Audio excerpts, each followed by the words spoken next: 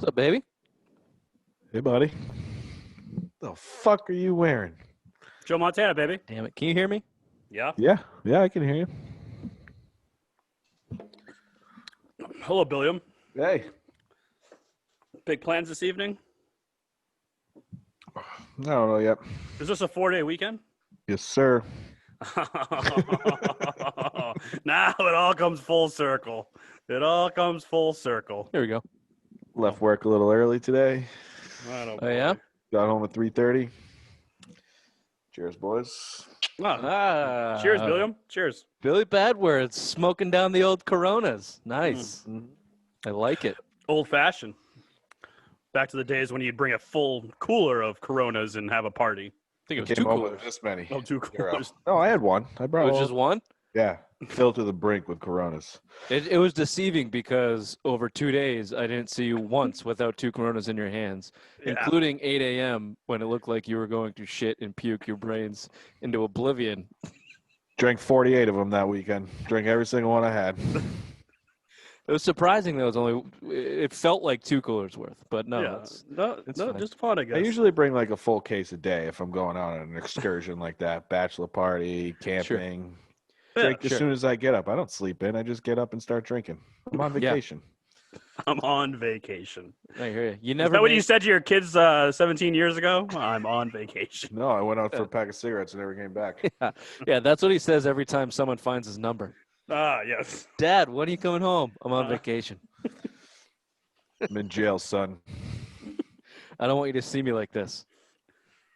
Say hello to your mother. And who is she, by the way? Yeah. And send me her name. Let me fact check this. Let me roll this back. Let's see if the dates work out. Yep. Okay. See you when I'm out. Ooh. See you A when lot I'm of, check. lot of Vietnamese huas during the war. Yeah, 1969 was a good year and a bad year. 69 to 72, baby. That's what I served. Checks in the mail for all you bastards of Bill. Yep. Checks in the mail. Just wait till he gets his wing fixed again. Ooh. Soon, January. Soon. It's coming up. I can't wait for Bad Wing Billy to be back. Just not working at all, slugging down cases of Corona. The Oh, insurance yeah. fucks him. He's absolutely dirt poor. I love it.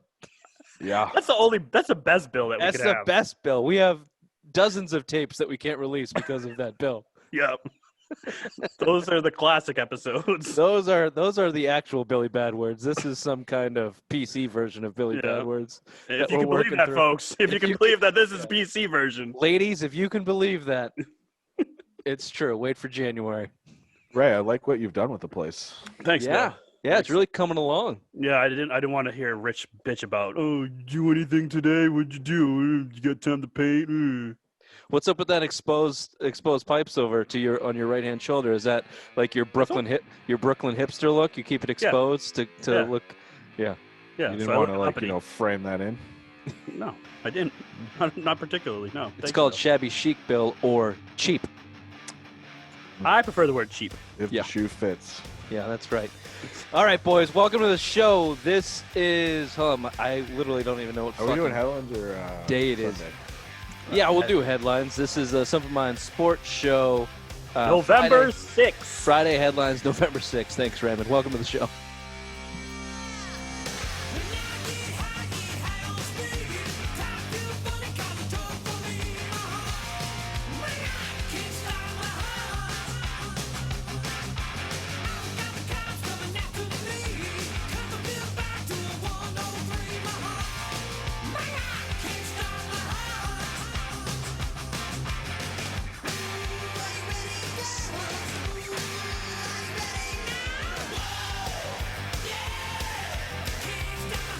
I'm very turned around.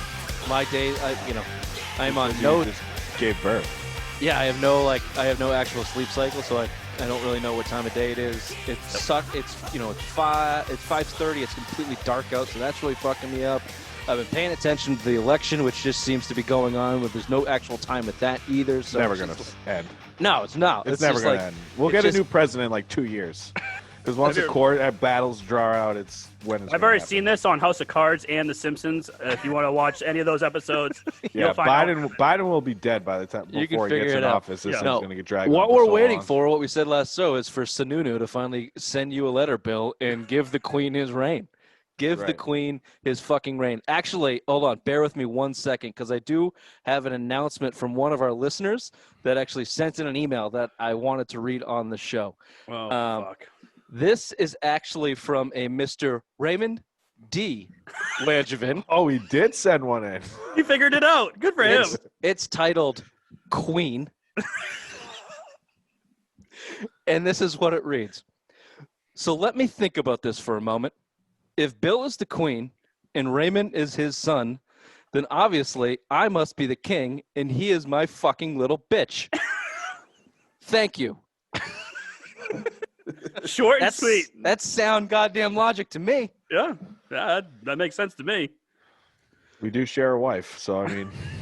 Yeah, that's where it gets a little bit gray. Where it gets a little bit gray. Yeah. But I thought that was important to share that information. Thank you. Any of the listeners that want to send in emails regarding the Queen status or anything else, feel free to do so. Ray, what's the email address?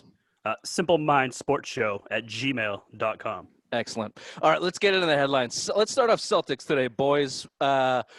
Another all-star, max guy, NBA player wants out of Boston. And this time it's Ray's favorite player, Mr. Glass Gordon Hayward, reportedly does not want to be in Boston. This is coming off the heels. Obviously, we heard he would be opting out, full-on opt-out, not opting into the Celtics player option. Look, bad news from my end. We've kind of gone over this before in other shows, but we can retouch on it. But let's start with the bottom of the totem pole of dumb, because we know that a departure from Glass Gordon will make him very happy. Ray, what do you think of Glass Gordon wanting to leave Boston? Well, first of all, it's not him. It's his wife. It's a well-known fact that she wants to be in Miami. She's always wanted to be in Miami. She's pissed that he signed here. She hates it here. It's cold. It's miserable, blah, blah, blah. Secondly, I would like for him. True. So before your next point, just to add on for anybody that doesn't know, Gordon Hayward lives in, until he just had his first son, lived in a house full of 4 women who, like you said, apparently did not want to be where they were. And Gordon Hayward just wants to play video games and be left alone. Mm-hmm. So if that means giving up a couple $1 million to go somewhere where the wife will be happy and the girls will follow, you know what? Whatever. I get that. That's worth, that peace of mind is worth more than anything. So sorry to interrupt. Go ahead, Raymond. No worries. Secondly, I heard that he wants to go to Atlanta. Atlanta is a suitable offer right now. And as Bill said, if he goes to a shittier team, that's a big fuck you to the Celtics organization. Baby back bitch. He's a baby back bitch. Third, he says also that he doesn't want to be the 4th or 5th option. He wants to be the 1st or 2nd option like he was in Utah. So going to Atlanta, he would have Trae Young, and then he'd be the 2nd option. That is just not what this guy is all about. He's not about winning. He's just about the money and getting the touches. That's all he wants. And third, and lastly, I would like for him to sign here so we can do a sign and trade and maybe get Clint Capella back. If that's really wants to go, is Atlanta, give us Clint Capella back. Okay, well, welcome to the actual smart side of the object conversation with the sign and trade that we've been telling you is the only way to get out of this bullshit successfully. But go ahead, Bill. Yeah, if he really wants to go to Atlanta, you don't even have to really do a sign and trade. You could trade him and get Clint Capella back, which is we laid it out in rumors a couple shows ago. Let Atlanta sign him to the extension. You don't have to do it. If you're he only wants to opt out if he can get a big deal. If he can't get a deal on the open market, he's not going to opt out. So if you want to trade him and let him go be second fiddle to Trae Young in Atlanta, let Atlanta sign him for the contract, because as soon as they sign for the deal, he's going to pick up his player option, and then they can sign him to a better deal. Well, the understanding of player sign and trades in the NBA is that's all worked out beforehand. Like Danny Ainge will go to the Atlanta and say, look, what's the contract that he can get with you guys? We'll sign him to that, and then we'll trade him down to you for Capella. So I understand what you're saying. But generally a sign and trade is not going to be if he just opts in for that player 1-year option, then it's traded down to Atlanta, unless they need to make the money work somehow, and then he signs an extension in the offseason, whatever. We can get bogged down in the complicated math of it all, which we're not good at. But Well, some of us are. Some of us aren't. yeah, well, Bill likes numbers. I don't know how good he is with math. True. I'll just say, like, Pretty good. those reasons. Those reasons that you're pointing out, if he wants to be, not a lot of that shit rings true to me. Like, he wants to be number one option again. He doesn't really want to be fourth. That screams bullshit that his wife wants out of town. Honestly, I know it's like half joking, but I honestly think he's getting a ton of pressure at home to get the fuck out of town. And, first option, Gordon. Like, I've been your biggest supporter here on the show, but you're not a first option on any team in the NBA at this point in your career, dude. Like, you'll be lucky to have maybe a couple suitors that want to give you the type of contract that you're probably looking for as a number 1 and 2 option. That's a $30 million player. You're probably not worth that right now. You're probably going to have to take mid-20s to low 20s for a 3 to 4 year deal. Mm-hmm. So I don't, for him to say that, like, I take everything with a grain of salt, everything from a negotiation standpoint. Who's he trying to leverage? Where's he trying to get the leverage? Does he actually want to leave, or does his wife want to leave? And him and Brad are longtime buddies, longtime friends. I find it hard to believe that he would Al Horford these guys. Yeah, they dock. I'm pretty sure they docked in the Who's Prius uncircumcised? when they picked him up at the airport. Stevens and My mother. that's gross. So my point is, I don't see Gordon Hayward leaving the way Al Horford did and screwing over the Celtics, because make no qualms about it. If he just leaves, that's fucked over the Celtics on multiple angles. Mm-hmm. Another max guy just bouncing because he doesn't like you here. And 2 out of the 3 that you signed. You can't fill a salary spot. You can't fill it. You're already at the max. So, and you got to sign Tatum to an extension. So yeah, it's a little bit iffy. I want to come back to this trade scenario a little bit later, but let's talk about the draft, because reportedly Danny Ainge is looking to trade all 3 of his picks finally to move up in the draft. And reportedly they're targeting, I'm going to fuck this up, Onika Okongwu. Sounds about right. Sounds pretty. Thank you. Sounds about right. At a USC 6'10" center, considered the top defensive center in the country last year. Stats sound like this: 16 points a game, 8.5 rebounds, almost 3 blocks, and a steal. So, Bill, what are your thoughts on the overall concept of trying to move up with your 3 shitty picks? And if you have any thoughts on Yoniqua. Yeah, I want him to move up for sure. I mean, this guy's projected to go number 3 overall to Charlotte. I don't think your shitty 3 first-round draft picks is going to get you up that high, honestly. I mean, you're going to have to package a player if you really want to go, and I think Marcus Smart's name's got to be dangled out there if you want to go up that high. I mean, I don't think Charlotte's going to take the 14th. What do you have, the 26th and the 30th? Something like that. They're terrible fucking picks. So, like, no one – 29th maybe. Yeah, whatever. Something like that. But in a terrible draft that's not deep at all, after, like, the first 5 picks – it's all trash. So why, like, you're trying to trade up in a trash draft. I get it. But if it's going to cost you Marcus Smart, I probably wouldn't move up to number 3, truthfully. I mean, this is kind of the athletic big man you're kind of looking for, but he's 6'10", if you're lucky, 6'9", 6'10", power forward center. But I mean, the Celtics already have 2 of those guys, with Daniel Tice, who's 6'9", and then you have Robert Williams, again, who's another 6'9". Why are you going to try to move up? I think you need a more athletic big man. I want to see a nice 7-footer in here who can match up with Adebayo and Giannis. I don't think this guy's ready. He's a freshman in USC this year. I don't think you're going to kind of package Marcus Smart to move up that high. I don't think it's going to work. I'm twofold, and I'll get your opinion on this, Ray. You have to package these picks for something, because you don't have room to put anybody. Like, you've made 17 draft picks over the last 4 years, and you are completely full. If you think about it, the Red Claws just won the DL championship. That's exactly right. Taco Fall, baby. Taco Fall's still around. So I'm with you in this way. If you want to go get young talent, that's great. But I don't think that you can get up far enough in this draft to get a difference maker with what you have unless you overextend for it, which I don't think you should do. If you're going to trade these picks, they're much more valuable for a team like Atlanta that has a Clint Capella that's a question mark and money on their books.